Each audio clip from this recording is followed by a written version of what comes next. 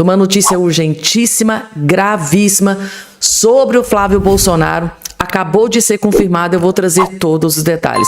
Tem também, gente, tá? Uma notícia bombástica envolvendo Lula da Silva e o ditador da Nicarágua, Daniel Ortega, gente, tá? Sim, o ditador sanguinário Daniel Ortega acabou de explodir uma notícia bombástica envolvendo Lula da Silva e o ditador Daniel Ortega, que acabou de basicamente decretar golpe de Estado, né? Lá na Nicarágua, gente. Uma bomba sobre o Ortega, ditador, e Lula acabou de explodir. E a situação que já estava caótica para o Lula piorou drasticamente, gente, tá?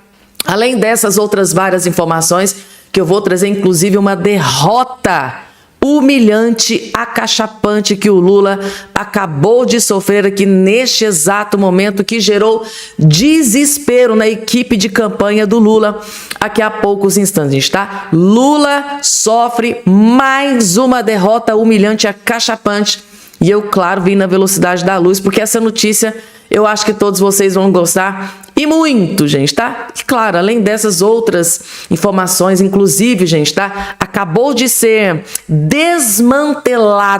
descoberto e desmantelado plano do Lula, da esquerda, do PT, para derrubar Flávio Bolsonaro, gente, tá? Daí nessa campanha eleitoral.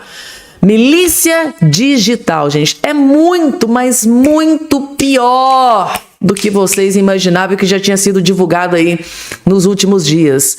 O que a advogada da equipe de campanha do Flávio Bolsonaro descobriu sobre essa possível milícia digital da esquerda é 1 zilhão de vezes pior do que vocês imaginam. Ela concedeu uma entrevista aqui agora a um jornalista e ela explicou e revelou a bomba atômica que estavam preparando contra o Flávio. Lula da Silva não vai ter vida fácil nesta eleição, tá? Flávio cita urnas eletrônicas e pede observadores internacionais nas eleições aqui no Brasil para se certificar da lisura das eleições. O senador Flávio Bolsonaro, pré-candidato à presidência da República, defendeu nesta terça-feira 21 em Brasília a presença de observadores internacionais para acompanhar as eleições no Brasil. Durante encontro com representantes diplomáticos de mais de 40 países, o congressista também associou as caixinhas brancas, tá? A empresa de origem venezuelana Smartmatic, que muitos aí estão dizendo que não é verdade. Isso precisa ser apurado, tá? E parece que já estão aí tentando armar uma armadilha com relação a essa questão aí contra o Flávio Bolsonaro. Num próximo vídeo eu vou explicar para vocês com riqueza de detalhes. Então tá aí, gente, tá? Ao mencionar documentos da CIA divulgados na última sexta-feira, 17, Flávio destacou as suspeitas de fraude no processo eleitoral venezuelano e declarou que muitas dessas máquinas que são utilizadas nas eleições brasileiras têm a mesma origem dessa empresa. A Justiça Eleitoral nega a afirmação e diz que a Smartmatic nunca forneceu urnas nem softwares utilizados no Brasil. Na sequência, o senador pediu que os países ampliem a participação de missões no pleito brasileiro. Não estou questionando o sistema de votação brasileiro, mas que todos os países possam mandar a maior quantidade de observadores possíveis para as nossas eleições, afirmou. Segundo ele, especialistas também poderiam contribuir para tornar o processo mais seguro e transparente. Ou seja, o Flávio Bolsonaro está convidando observadores internacionais para que venham ao Brasil. Venham ao Brasil para observar o pleito eleitoral aqui no Brasil. Eu acho que o Lula e o PT não gostaram nada dessa decisão do Flávio Bolsonaro. O que é que vocês acham, gente?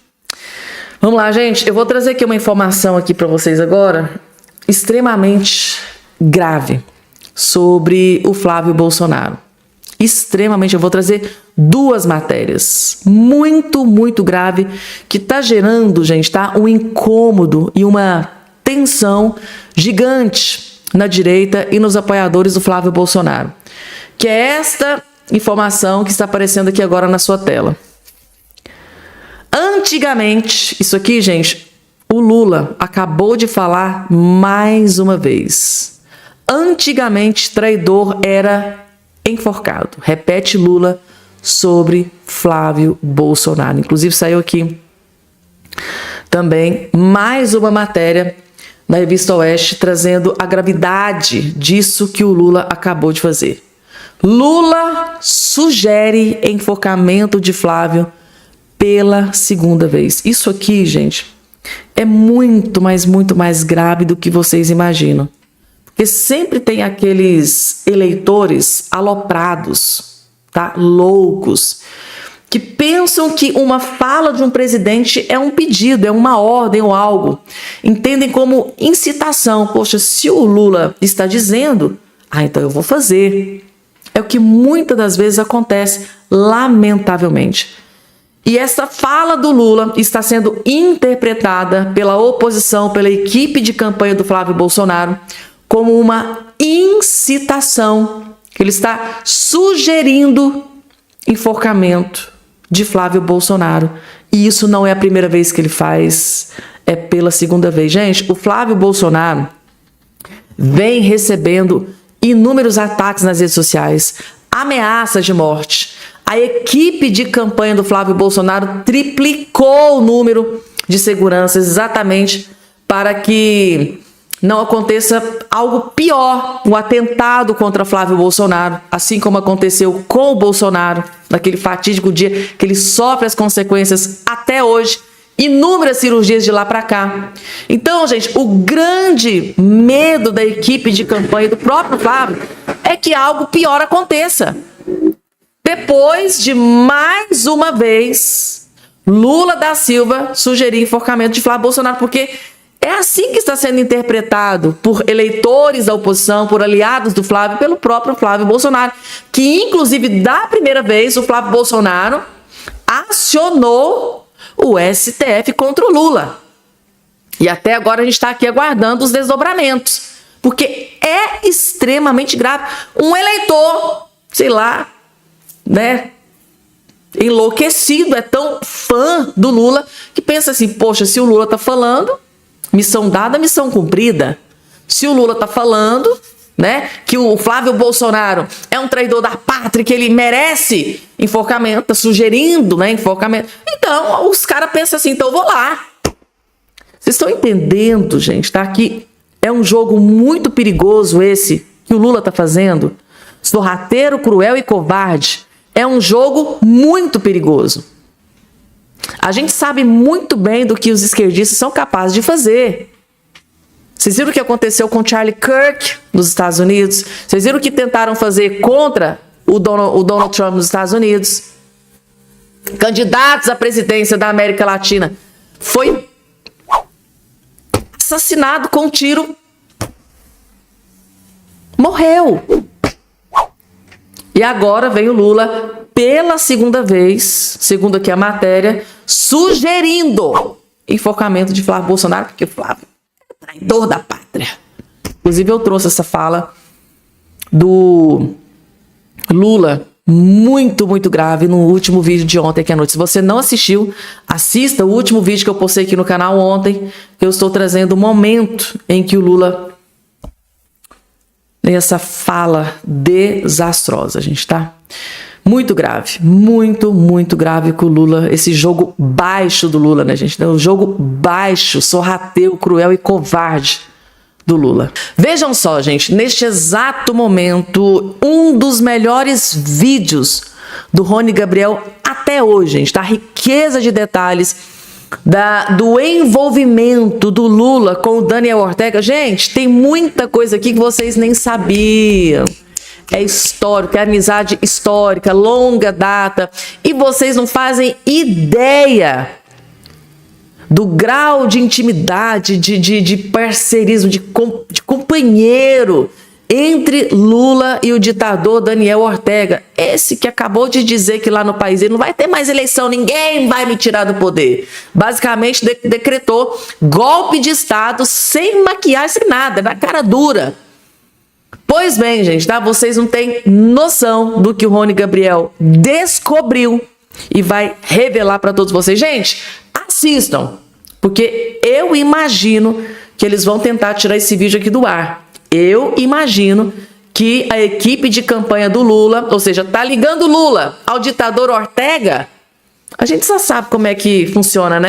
Assistam, gente. Assistam minuciosamente cada minutinho desse vídeo, porque possivelmente esse vídeo aqui vai ser retirado do ar, porque aqui é uma bomba atômica sobre Lula e Daniel Ortega, que vocês vão ficar de queixo caído, mas para vocês entenderem, assista até o finalzinho. Lula e Daniel Ortega. Vou te contar nesse vídeo de hoje, professor nenhum na sua vida te contou. Incrível que pareça, você vai entender muito das atitudes desse cara aqui. Bem, você vai entender como é que eu acertei minhas análises ano passado de que Maduro seria preso e tudo que tá acontecendo na América Latina. Não vai ser um vídeo, vai ser um documentário. Então preciso te dizer, pega a pipoca, segue o Rony. Se você chegar no final desse vídeo e não entender absolutamente tudo o que acontece na política da América Latina, pode até deixar de me seguir. E se entender, me segue. Bora lá? Primeiro pra notícia. Daniel Ortega escancara a ditadura ao declarar que Nicarágua não terá mais eleições. Mas obviamente, antes de chegar nesse ponto, Nicarágua tem 7 líderes da oposição presos em menos de uma semana. Nicarágua retira direitos políticos de 14 presos opositores de Ortega. Nicarágua aprova leis de controle das redes sociais e meios de comunicação. Nicarágua aprova lei para prender quem critica a ditadura nas redes sociais. Ortega intervém no Supremo do Nicarágua e coloca a esposa no comando. Um modus operandi característico de qualquer país dominado pela esquerda na América Latina. O detalhe é onde tudo isso começou. E para você entender, vou ter que voltar um pouquinho no tempo. Começa aqui a formação das guerrilhas na América Latina. Falando de 1958. Acontece que essas guerrilhas daquela década, de muitos que tentaram tomar a força ao poder político da América Latina através das armas, simplesmente não desapareceram. Eles apenas mudaram de estratégia. Primeiro eram as guerrilhas, depois vieram os partidos, depois o Foro de São Paulo, finalmente o poder em diversos países. Durante a Guerra Fria, a América Latina virou um dos principais palcos de disputa entre o capitalismo norte-americano e o socialismo comunismo soviético. Depois da Revolução Cubana de 1959, lá para eles em tese deu certo, muitos movimentos de guerrilha foram inspirados, por assim dizer, em toda a América Latina. No Brasil, por exemplo, tínhamos organizações como ALN, MR8, VPR, Colina, La Palmares e PCdoB. O PCdoB, mesmo que é um partido até hoje. Guarda bem esses nomes aqui, porque você vai entender o porquê que eu tô contando isso pra vocês. Grupos possuíam algumas diferenças internas e de estratégia. No fim das contas, eram tudo a mesma coisa. Oposição ao capitalismo, discurso contra o imperialismo americano que você escuta até hoje, a defesa de uma revolução socialista aqui no Brasil, acabar com o capitalismo, a propriedade privada, de todas as formas que fossem possíveis. Só que para isso eles tinham que se financiar. E como eles faziam isso? A galera basicamente realizava assalto a banco, roubo de armas e sequestros. Chamavam isso de expropriações revolucionárias. Aí comigo você vai entender onde que eu vou chegar nessa história. Pra vocês terem ideia, eles chegaram a sequestrar um embaixador americano aqui no Brasil durante essas tentativas. Guerrilhas funcionaram muito bem em diversos países da América Latina, mas aqui no Brasil não, porque antes delas chegarem com mais força, houve o regime militar de 1964. Até já contei pra vocês um outro vídeo, mas vamos continuar aqui. Devido ao regime militar, a luta armada das guerrilhas foram desmanteladas e a maioria dessa galerinha que cometia esses crimes todos que eu citei pra vocês foi anistiado. A luta pela anistia era forte, né? Como vocês podem ver. Foi aí que começou a grande transição. Com a anistia, a abertura política e o fim do regime militar, a galera que foi anistiada começou a atuar dentro das instituições brasileiras. As armas deram espaço para as urnas, comandos clandestinos deram lugar para as direções partidárias. A estratégia revolucionária passou a ser através de disputa eleitoral. O PT foi fundado em 1980. Muita daquela galerinha que participava daqueles grupos que eu falei para vocês estavam ali, fundando, ajudando, criando. Pegaram posições muito importantes de poder aqui no Brasil, por exemplo. O Rousseff, que virou presidente do Brasil, fazia parte de alguns daqueles grupos, inclusive de alguns acusados dos assaltos a banco. José Genuíno, que fazia parte da guerrilha do Araguaia e do PCdoB, pois fundador e presidente nacional do PT. Com certeza você já ouviu esse nome também em muito escândalo de corrupção por aí. Zé Dirceu.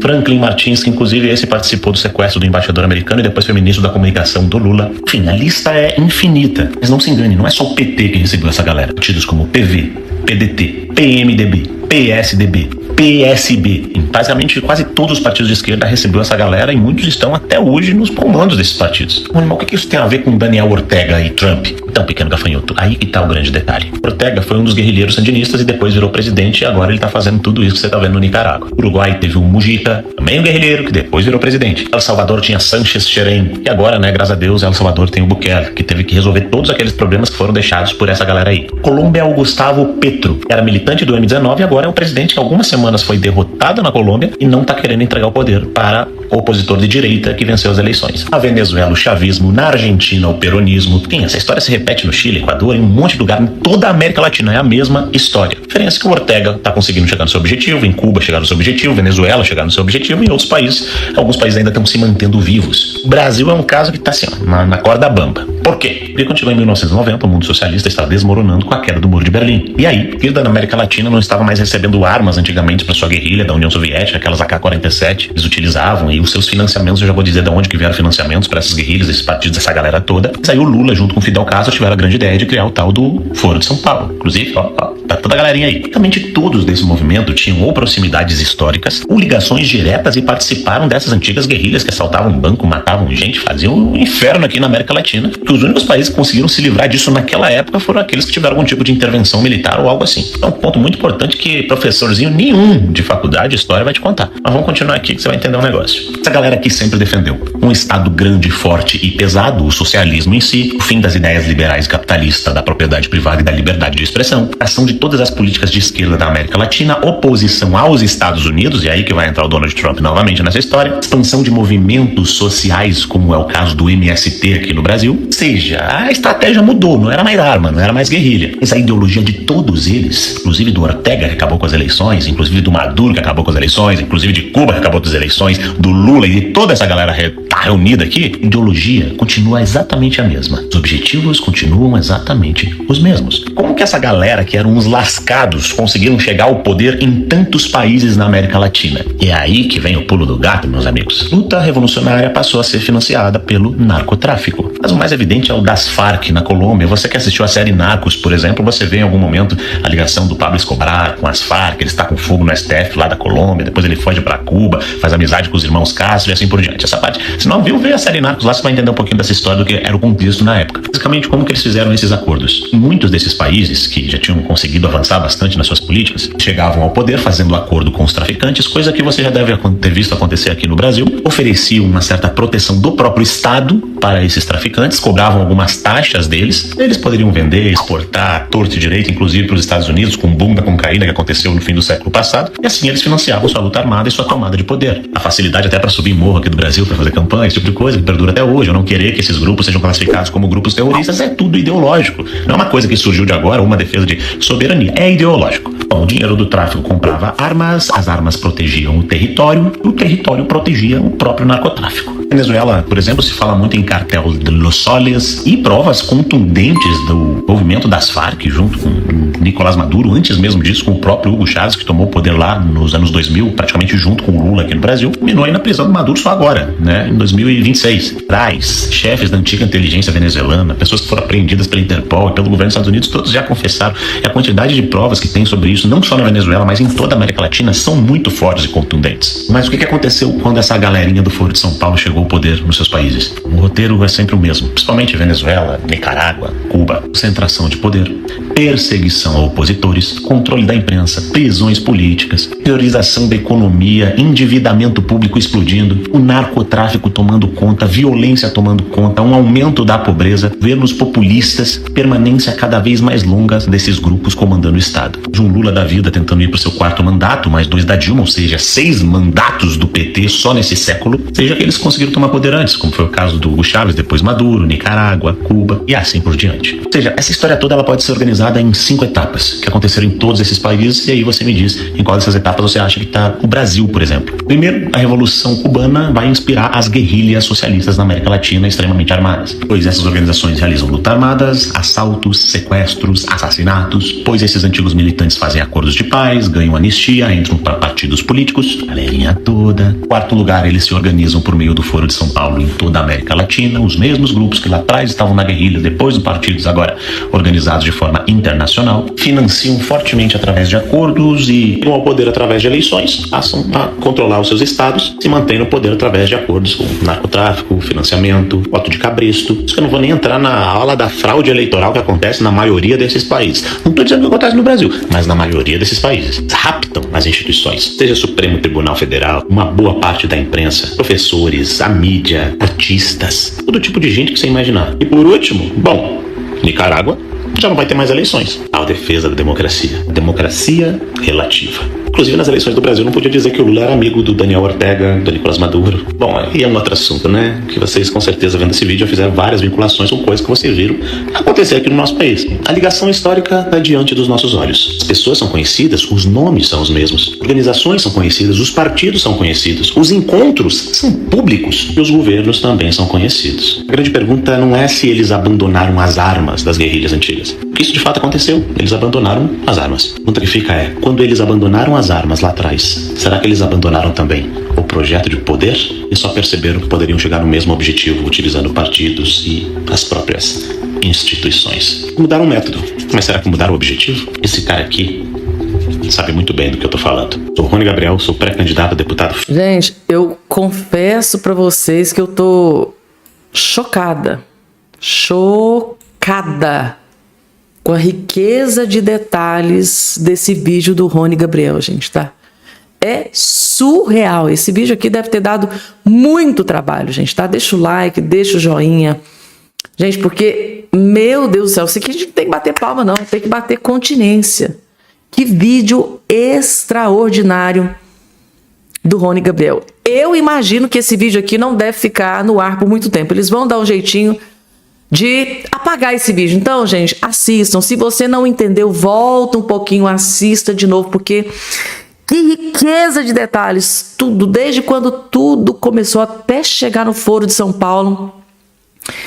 E agora, com tudo isso que está acontecendo, principalmente, né, gente, tá, o que aconteceu em Cuba, Venezuela, Colômbia, gente, tá? Petro está desesperado, se descabelando, não quer entregar o poder, né, para o candidato de direita que venceu a eleição. Daniel Ortega desesperado, tá tão desesperado para se perpetuar no poder que sem maquiagem, escancarou a ditadura naquele país, assim, ó, aqui é ditadura e pronto.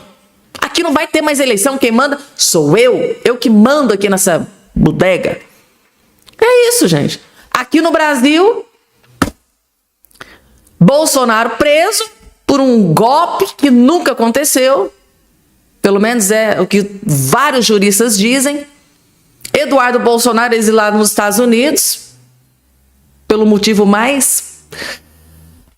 Que situação, gente, tá? Que situação. Flávio Bolsonaro tem que ser muito guerreiro. E tem que ter Deus do lado dele para conseguir continuar nessa jornada. Porque lidar com Lula, com ministros do STF, com o que eles mesmos dizem, com o sistema, né? Meu Deus do céu, gente, tá? É por Deus mesmo. Se Flávio Bolsonaro vencer, vai ser por Deus. Tá aí, gente, tá? Se você tinha alguma dúvida de tudo que permeia, né? Foro de São Paulo, né? Dos anos 50 até aqui, assista esse vídeo. Tá? Surreal esse vídeo do Rony Gabriel revelando os companheiros, né, envolvimentos do Lula com Maduro, Gustavo Petro, né, o Daniel Ortega, a cambada aí que não gosta nem de pensar em deixar o poder, né? Gustavo Petro, Daniel Ortega, então, nossa Deus, descaradamente. Maduro só saiu porque foi capturado e preso por Donald Trump, senão estaria lá aterrorizando a vida dos venezuelanos até hoje. Porque, gente, aquela última eleição na Venezuela, pelo amor de Deus, gente, era melhor que nem tivesse acontecido. Descaradamente fraudada, na cara dura. E o pior, o PT, o Partido dos Trabalhadores, divulgando nota, chancelando. Olha, que parabéns, Nicolás Maduro, na eleição, ganhou a eleição. Meu Deus do céu, Deus. O PT do Lula reconheceu aquela vitória fraudulenta do Maduro na Venezuela. E aí, gente, deu para vocês entenderem aqui o vídeo? E agora, gente, ao que tudo indica, uma grande milícia digital acaba de ser desmantelada, gente, tá? Muitos estão interpretando isso aqui como milícia digital da esquerda. Tudo isso, gente, em ato de desespero para derrubar e destruir o Flávio Bolsonaro.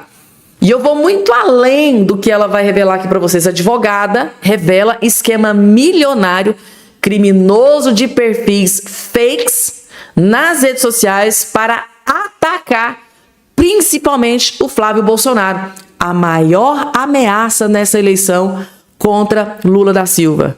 E ela disse que nunca viu antes acontecer na vida uma estrutura tão gigante quanto essa, com orçamentos multimilionários em perfis fakes para derrubar Flávio Bolsonaro e aliados. É surreal o que ela descobriu e vai revelar aqui agora durante essa entrevista que ela concedeu para o Cláudio Dantas, gente. Ela revelou absolutamente tudo. O plano por trás desses perfis fakes que estão jorrando milhões nas redes sociais para derrubar o Flávio Bolsonaro e o Tarcísio de Freitas. Vejam só. A gente tem na campanha uma equipe de especialistas só em redes sociais e acompanhamento e monitoramento. E é uma turma que entende muito desse ecossistema digital. E eles também ficaram muito assustados com aquilo que estávamos todos juntos descortinando, né? A gente percebe que o PT impulsionou bastante coisa por dentro, pelo partido, e de repente a nossa equipe de monitoramento, a gente fazendo as reuniões semanais, falou, olha, a gente tem percebido situações um pouco estranhas. Por quê? Porque páginas muito pequenas, recém-criadas, estavam fazendo contratações de valor muito incompatível com o tamanho que elas tinham. Então, contratações de 100 mil, 200 mil, e não era só uma. Eram várias. E com um padrão muito próximo. Muito parecido. E isso levantou uma suspeita. E aí nós chegamos numa situação muito heterodoxa. Muitos celulares com DDD 041, contas irrelevantes na perspectiva do ecossistema digital. Muitas. Então, a nossa estimativa é que a gente esteja falando de 20 mil perfis que geram 2, 3 conteúdos, perfis criados em identidades camufladas, identidades falsas, CPFs frios, e essas contas vão até a biblioteca de anúncio do Meta, contratam um impulsionamento de 100, 200 mil e pagam. E aí vem, Cláudio, como é que essas pessoas estão pagando? Chegou a informação de que há venezuelanos envolvidos, e depois da contratação desse impulsionamento, esse impulsionamento ele fica ativo na página de anúncios do Meta, a conta some. Criam-se novas contas em novos CPFs, com novas formas de pagamento, e impulsiona-se conteúdos novamente e apagam-se essas contas num ciclo, que é uma operação complexa, Sim. na perspectiva da logística. Eu preciso criar meios de pagamento oficiais para remunerar a plataforma, em nome de perfis fantasmas criados no contexto de CPFs roubados ou fraudulentos. A gente está falando de vários crimes, a gente está falando de CPFs reais que são roubados, são usados, CPF de terceiros. Você citou aqui venezuelanos, beneficiários do Bolsa Família, que naturalmente são pessoas que não têm conhecimento do que está acontecendo e nem imaginam, né, que o seu CPF... Não tem nenhuma capacidade econômica para fazer um impulsionamento de 200 mil reais. Mas quem está fazendo está tendo acesso. A expressão que cunhamos lá no núcleo da campanha que está enfrentando isso é de uma organização criminosa digital. É algo verdadeiramente grave, com o uso de moeda estrangeira. Então a gente tem estelionato, tem organização criminosa, falsidade ideológica, falsidade documental, evasão de divisas, é preciso apurar isso. Organização criminosa digital. Na época do Bolsonaro era milícia digital, gente, tá? É muito grave, gente, mas é muito mais grave do que vocês imaginam. E a pergunta que não quer calar é: quem está bancando todos esses perfis que estão jorrando milhões? Porque se for somar aqui, são milhões, inclusive em moedas estrangeiras. Quem que está por trás desses perfis falsos? Quem que está por trás dessa milícia digital? Quem está por trás? Quem que está bancando tudo isso? Quem está pagando tudo isso? Esta é a grande pergunta que fica, porque alguém está pagando. Dinheiro não dá em árvore. O Brasil está passando por uma crise sem precedentes. Ninguém tem dinheiro sobrando. Quem que está bancando essa quadrilha de milícia digital? Porque isso aqui não é uma quadrilha qualquer, é uma grande quadrilha. Vocês viram o que ela revelou aqui? Né? Há uma desconfiança de que algo em torno de 20 mil perfis. Vocês têm noção, gente, da gravidade da situação? E a grande pergunta que fica, além dessa, claro, inclusive eu quero fazer essa pergunta para vocês que estão do outro lado. Quem vocês acham que está bancando esses perfis fake para tentar destruir o Flávio Bolsonaro e candidatos da direita, Tarcísio de Freitas, por exemplo? Quem você acha que está bancando essa organização criminosa de perfis fakes, de milícia digital? Mesmo nome que eles davam lá na época do Bolsonaro, a gente pode dar aqui também. Abre precedência para a gente interpretar que é uma grande, gigantesca milícia digital. Quem está bancando essa organização criminosa digital? E o pior, vou muito mais além. Quem me garante que lá na época do Bolsonaro, quando o Bolsonaro estava enfrentando o Lula, isso aqui também não aconteceu? Só que lá não foi detectado, eles não conseguiram desmantelar, não conseguiram descobrir. Quem me garante, tá, que na época que o Bolsonaro era candidato à presidência, isso aqui também não estava acontecendo contra Jair Messias Bolsonaro? Quem garante? Eu não duvido nada, gente, tá? É muito grave, é extremamente grave. E eu acho que os deputados, senadores, Flávio Bolsonaro, eles precisam agir urgentemente pedindo investigação, mas não é só de agora, não. Pedir investigação também do que aconteceu lá em 2022. É surreal, gente, tá? O que eles são capazes de fazer para que o Lula e o PT se perpetuem no poder. Quem está pagando tudo isso? Quem está por trás? Quem está bancando toda essa organização criminosa que está sendo revelada aqui pela advogada, que nunca na vida tinha visto algo igual. Nunca vi antes nada perto disso acontecer. É surreal, gente, tá?